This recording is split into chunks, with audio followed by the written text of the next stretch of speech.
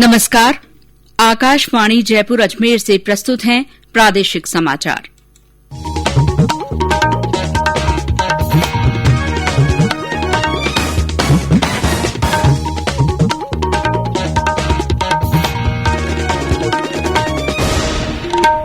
मुख्य समाचार। प्रदेश में कोविड संक्रमण से ठीक होने की दर 98% पर पहुंची। कई जिलों में सक्रिय रोगियों की संख्या 100 से कम। चिकित्सा मंत्री डॉक्टर रघु शर्मा ने कहा, राज्य ऑक्सीजन उत्पादन के क्षेत्र में जल्द आत्मनिर्भर बनेगा। प्रधानमंत्री नरेंद्र मोदी ने कहा, सरकार हर व्यक्ति को मुफ्त कोविड टीका उपलब्ध कराने के लिए प्रतिबद्ध। 21 जून से टीकाकरण क्षेत्र का विस्तार किया जाएगा। जयपुर पुलिस ने अपराध पर नियंत्रण करने के लिए वित्तीय, वाणिज्यिक और व्यावसायिक संस्थाओं में सीसीटीवी कैमरे लगाने के निर्देश दिए। और दक्षिण पश्चिमी मानसून ने राज्य में दस्तक दी। अगले 24 घंटों में इसके और आगे बढ़ने के आसार।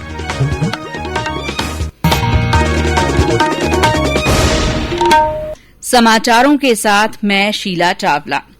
कोरोना संक्रमण पर रोकथाम के लिए प्रदेश में लागू जन अनुशासन लॉकडाउन में लगातार ढील दी जा रही है। ऐसे में आपसे अपील है कि कोविड महामारी के प्रति कोई भी लापरवाही न बरतें। जब तक आवश्यक न हो घर से बाहर न निकलें।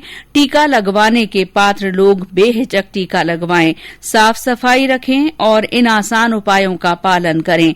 मास्क लगाएं, 2 गज की सुरक्षित दूरी बनाए रखें, हाथ और मुंह साफ रखें। श्रोता, कोविड से जुड़ी किसी भी तरह की मदद के लिए राष्ट्रीय हेल्पलाइन नंबर 1075 या राज्य के हेल्पलाइन नंबर 104 या 108 पर फोन कर सकते हैं। इसके अलावा वरिष्ठ नागरिकों के लिए हेल्पलाइन नंबर है 14567। मनोवैज्ञानिक सहायता के लिए राष्ट्रीय मानसिक स्वास्थ्य और तंत्रिका विज्ञान संस्थान निमहांस से फोन नंबर 08046110007 पर संपर्क किया जा सकता है। कोविड बाद की समस्याओं के बारे में श्रोता फोन नंबर 181 पर जानकारी ले सकते हैं। इसके अलावा ई-संजीवनी ऐप के जरिए भी मदद ली जा सकती है। आप MyGov WhatsApp help desk number 9013151515 पर भी संपर्क कर सकते हैं। बच्चों की सहायता के लिए महिला और बाल विकास मंत्रालय के हेल्पलाइन नंबर 1098 पर फोन किया जा सकता है। और अब समाचार विस्तार से। प्रदेश में कोविड संक्रमण से ठीक होने की दर लगभग 98% पर पहुंच गई है। अब तक 9,50,618 लोगों में संक्रमण की पुष्टि हुई, जिनमें से 9,37,481 लोग संक्रमण मुक्त हो चुके हैं। 8,875 लोगों की इस संक्रमण के कारण मृत्यु हुई है। कोविड के नए मामले तेजी से कम हो रहे हैं, जिससे कई जिलों में सक्रिय मरीजों की संख्या बहुत कम हो गई है। अब 12 तथा जालौर जिलों में 10-10, सवाई माधोपुर में 12, धौलपुर तथा डूंगरपुर में 13-13 सक्रिय मरीज हैं। जयपुर जिले में सबसे ज्यादा 805 सक्रिय रोगी हैं। जयपुर के ज्यादातर अस्पतालों में अब कोविड रोगियों की संख्या बहुत कम रह गई है। इस कारण अब अस्पतालों में सामान्य ओपीडी की सुविधा शुरू हो गई है। देश में कोविड के सक्रिय मरीजों की संख्या 7,98,656 रह गई है। स्वास्थ्य मंत्रालय ने बताया कि पिछले 24 घंटे के दौरान 88,977 रोगी स्वस्थ हुए, जबकि 62,480 नए लोगों में संक्रमण की पुष्टि हुई है। स्वस्थ होने की दर 96.03% हो गई है। भारत पाक सीमा पर बसा जैसलमेर जिले का करड़ा गांव अभी तक कोविड संक्रमण से अछूता है। इस गांव के लोग शुरू से ही कोरोना के प्रति सजग और सतर्क रहे हैं। गांव के बुजुर्गों ने एक राय होकर किसी भी बाहरी व्यक्ति को गांव में प्रवेश नहीं दिया। गांव के जो लोग बाहर गए, उनके वापस आने पर उन्हें 7 दिन के लिए सभा भवन में क्वारंटीन करने की व्यवस्था की गई। गांव में 45 वर्ष आयु वर्ग के लिए कोविड टीकाकरण शुरू होने पर इस आयु वर्ग के सभी लोगों ने टीका लगवाकर मिसाल पेश की है। प्रदेश में आने वाले दिनों में 1000 मीट्रिक टन ऑक्सीजन का उत्पादन किया जाएगा। चिकित्सा मंत्री डॉ रघु शर्मा ने ये जानकारी देते हुए बताया कि इससे राजस्थान ऑक्सीजन उत्पादन के क्षेत्र में जल्दी ही आत्मनिर्भर बन जाएगा। चिकित्सा मंत्री ने कहा कि कोरोना की दूसरी लहर में सबसे ज्यादा परेशानी ऑक्सीजन को लेकर हुई। इससे निजात पाने के लिए सरकार ऑक्सीजन उत्पादन के पुख्ता इंतजाम कर रही है। उन्होंने कहा कि संक्रमण की संभावित तीसरी लहर में बच्चों के प्रभावित होने के मद्देनजर बच्चों के अस्पतालों में सभी व्यवस्थाओं को मजबूत किया जा रहा है। चुनौती कोई भी आ जाए, हमारी जिम्मेदारी बड़ी है, लोगों के स्वास्थ्य से संबंधित है और ये वैश्विक महामारी का दौर है, तो हमारी तैयारी रहनी चाहिए। उसी दृष्टिकोण से हमने राजस्थान में लगभग 350 से 400 कम्युनिटी हेल्थ सेंटर्स का भी चयन किया है। A grade, B grade, C grade, वहाँ पे भी इक्विपमेंट हो या और जरूरी चीजें हैं, उसका गैप एनालिसिस कर रहे हैं। तो जो चीजें वहाँ हम प्रोवाइड करेंगे इक्विपमेंट के रूप में, उसकी लिस्टिंग कर ली गई है। आने वाले 1-1.5 महीने में ये जो हमारी 350-400 CSC है, ये वेल इक्विप्ड कर देंगे। बच्चों के अस्पताल जैसे मैंने कहा कि उनको बिल्कुल रेडी कर देंगे। प्रधानमंत्री नरेंद्र मोदी ने कहा है कि सरकार हर व्यक्ति को मुफ्त कोविड टीका उपलब्ध कराने के लिए प्रतिबद्ध है। उन्होंने कहा कि 21 जून से टीकाकरण क्षेत्र का विस्तार किया जाएगा। प्रधानमंत्री ने आज कोविड-19 का मुकाबला करने में तैनात अग्रिम पंक्ति के कार्यकर्ताओं के लिए विशेष प्रशिक्षण कार्यक्रम की शुरूआत के मौके पर कहा कि कोरोना की चुनौती से निपटने के लिए चिकित्सा के बुनियादी ढांचे पर जोर दिया जा रहा है। प्रधानमंत्री ने कहा कि इस कार्यक्रम के साथ ही कोरोना वायरस के खिलाफ महत्वपूर्ण अभियान का अगला चरण शुरू हो रहा है। इस प्रशिक्षण कार्यक्रम में 26 राज्यों के 111 प्रशिक्षण केंद्रों पर व्यवस्था की गई है, जहां 1 लाख युवाओं को कौशल प्रशिक्षण दिया जाएगा। दौसा में आज विधिक सेवा प्राधिकरण और स्वास्थ्य विभाग की ओर से आयोजित टीकाकरण अभियान में न्यायिक अधिकारियों, न्यायिक स्टाफ और वकीलों को टीके लगाए गए। झालावाड़ जिले में ग्राम पंचायतों के टीकाकरण अभियान का शुभारंभ असनावर की मंडावर ग्राम पंचायत से किया गया। केंद्र सरकार की ओर से कोरोना के प्रति जागरूकता लाने के लिए जन आंदोलन चलाया जा रहा है। इसी के तहत आकाशवाणी जयपुर के समाचार बुलेटिनों में प्रसारित की जा रही विशेष श्रृंखला जनता का संदेश, जनता के नाम में सुनिए हमारे श्रोता का संदेश। मैं श्री गंगानगर के रावला तहसील से राकेश कुमार। मैंने आज कोरोना वैक्सीन की प्रथम डोज ली है, तो उसका मुझ पे कोई प्रतिकूल प्रभाव नहीं पड़ा है। अतः मैं समस्त देशवासियों से निवेदन करना चाहूंगा कि आप सभी अपनी बारी आने पर कोरोना वैक्सीन की डोज अवश्य लें। जिन्होंने प्रथम डोज ले ली है वो दूसरी डोज अवश्य लें, इसका कोई प्रतिकूल प्रभाव नहीं है। ये समाचार आकाशवाणी जयपुर अजमेर से प्रसारित किए जा रहे हैं। समाचार अभी और भी हैं, लेकिन पहले कोरोना जागरूकता संदेश।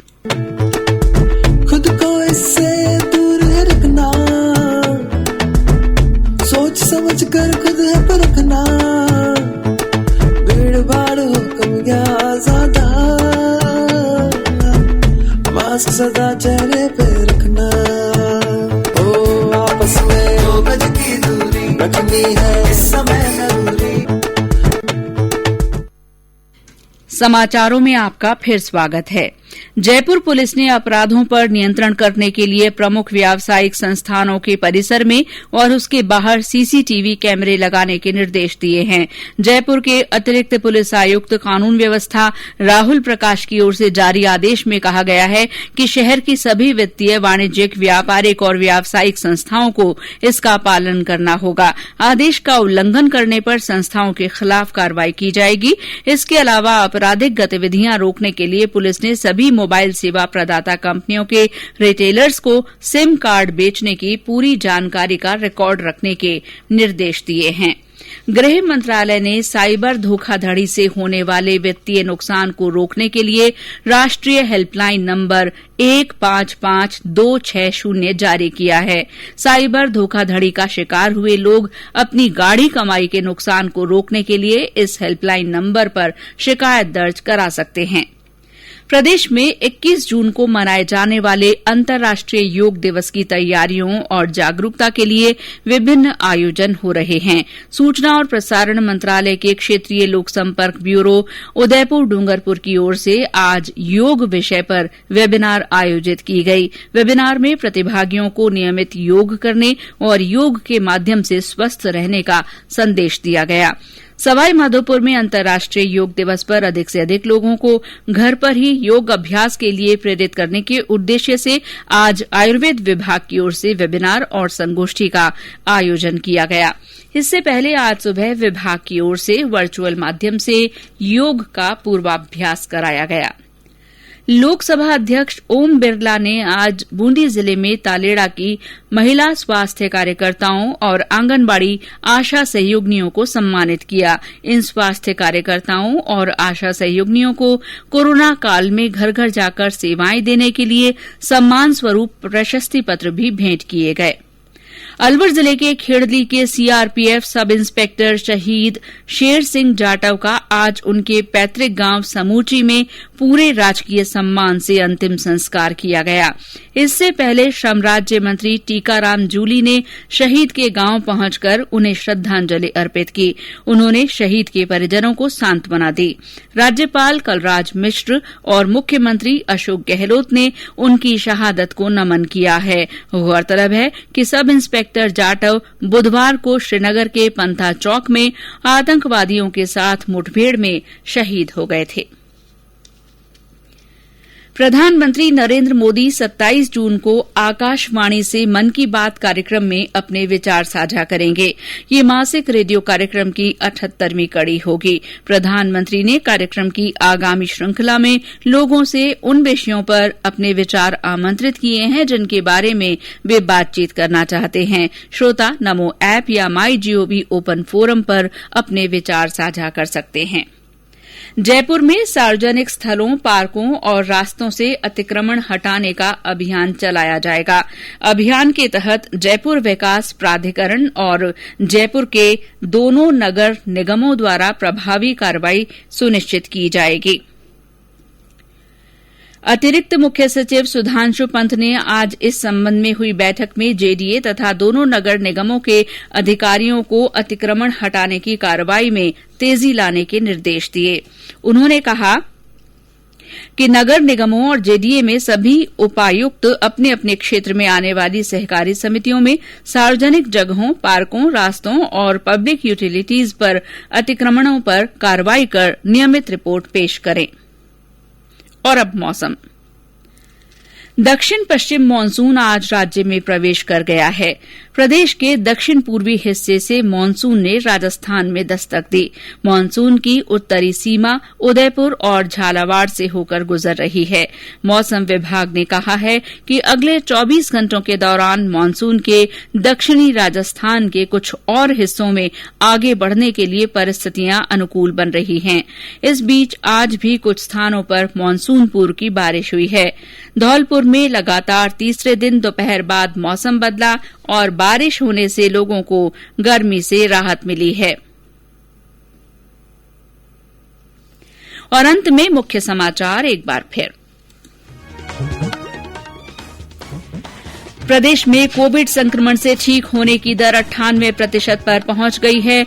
कई जिलों में सक्रिय रोगियों की संख्या 100 से भी कम हो गई है। चिकित्सा मंत्री डॉक्टर रघु शर्मा ने कहा है कि राज्य ऑक्सीजन उत्पादन के क्षेत्र में जल्दी ही आत्मनिर्भर बनेगा। प्रधानमंत्री नरेंद्र मोदी ने कहा है कि सरकार हर व्यक्ति को मुफ्त कोविड टीका उपलब्ध कराने के लिए प्रतिबद्ध है। 21 जून से टीकाकरण क्षेत्र का विस्तार किया जाएगा। जयपुर पुलिस ने अपराध पर नियंत्रण करने के लिए वित्तीय, वाणिज्यिक और व्यावसायिक संस्थाओं में सीसीटीवी कैमरे लगाने के निर्देश दिए हैं।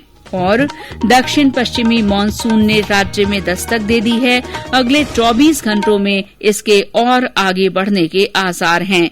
इसी के साथ प्रादेशिक समाचार बुलेटिन समाप्त हुआ। नमस्कार।